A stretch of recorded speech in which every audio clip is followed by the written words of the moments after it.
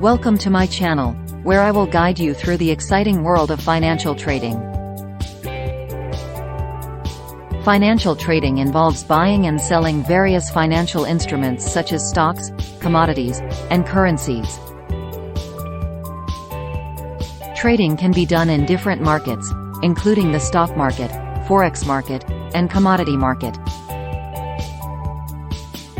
The goal of trading is to earn profits by taking advantage of price fluctuations in these markets. Traders can make money by buying low and selling high, or by selling high and buying low. To start trading, you need to open a trading account with a reputable broker.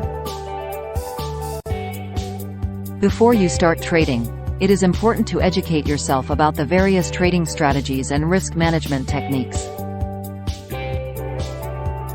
Two common trading strategies are fundamental analysis and technical analysis. Fundamental analysis involves studying the financial health of a company or analyzing macroeconomic factors to make trading decisions. Technical analysis, on the other hand, uses historical price data and statistical indicators to predict future price movements.